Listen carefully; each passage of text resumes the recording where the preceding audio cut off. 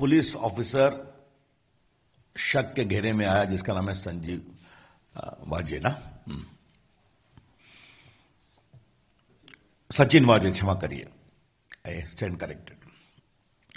दूसरी कहानी आई कि भारत के इतिहास में पहली बार हुआ कि एक पुलिस कमिश्नर, पूर्व पुलिस कमिश्नर ने लिखा कि होम मिनिस्टर साहब ने टारगेट फिक्स किया है मुंबई से 100 करोड़ रुपया पर महीने का।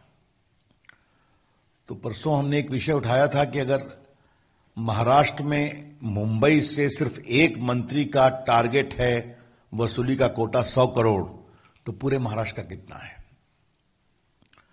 और अगर एक मंत्री का कोटा है 100 करोड़ तो बाकी मंत्रियों का कुल मिलाकर कितना है? और यह भी सवाल उठाया गया था कि गृह मंत्री जी ये सिर्फ अपने लिए वसूली कर रहे थे, अपनी पार्टी के लिए या सरकार के लिए? इन तीनों का अभी तक कोई उत्तर नहीं आया। आज सुबह माननीय पूर्व मुख्यमंत्री देवेंद्र फडणवीस ने कुछ डॉक्यूमेंट के साथ बातें कही हैं जो आपने देखा होगा कि भ्रष्टाचार, ट्रांसफर पोस्टिंग के नाम पर भी वसूली चल रही थी, और वो छोटे मोटे ऑफिसर्स की भी नहीं, बड़े बड़े आईपीएस ऑफिसर्स की भी। और जो कमिश्नर सीआईडी थी एक रश्मि शुक्ला, उन्होंने पूरे मामले की तहकीकात की।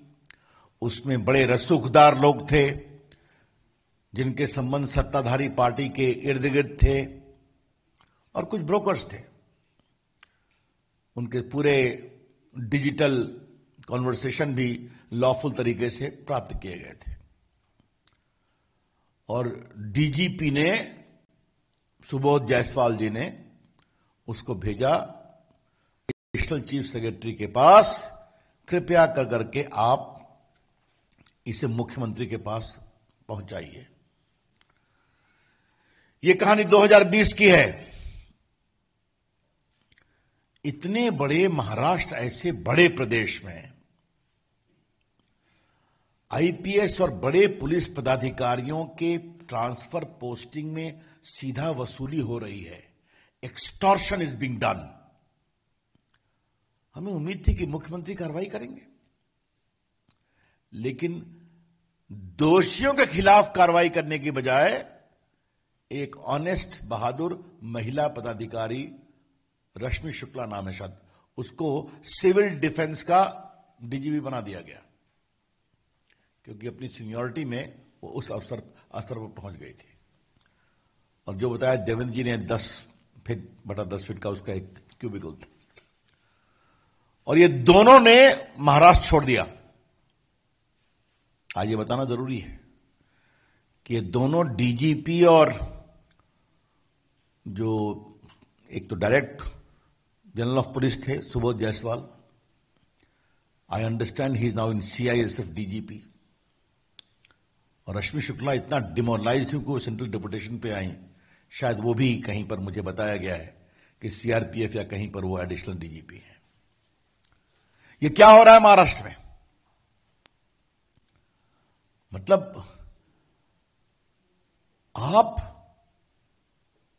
Director general of police, Maharashtra ऐसे बड़े sensitive state, Mumbai is the financial capital of India, वहां पर डीजीपी अपने एक इमीडिएट नंबर 2 जो कि पूरे सीआईडी की हेड है, उसकी इंक्वायरी रिपोर्ट भेज रहे हैं सीएम को, बताइए, और कार्रवाई करवाइए।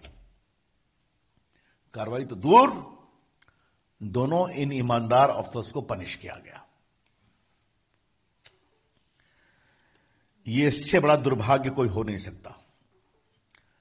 अब थोड़ा मैं अपने इस पूरे विषय को एक ट्रायंगल के रूप में आप में प्रस्तुत करता हूं।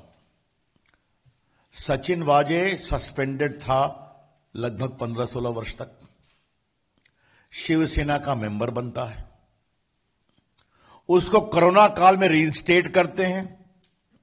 क्या कहते हैं? बहुत से पुलिस वाले बीमार पड़ रहे हैं, इसलिए उनकी जरूरत है। रीइंस्टेट किया, तो सिर्फ एक इनको किया और 4 कांस्टेबल को किया। ये रीइंस्टेट होने के साथ एंटिया का घटना सामने आती है, जो जिलेटिन बार मिली है, एक्सप्लोसिव सब्सटेंस है। उस पर भी एक विषय मुझे कहना है, अभी मैं आऊंगा। और उसके बाद उन्हें 100 करोड़ वसूली का टारगेट दिया जाता है, क्योंकि जो इनका अतीत रहा है उसके बारे में बात निकलेगी तो बहुत दूर तक जाएगी, तो ये डिलीवर कर सकते हैं। उनको दिया गया, जो पुलिस कमिश्नर ने बताया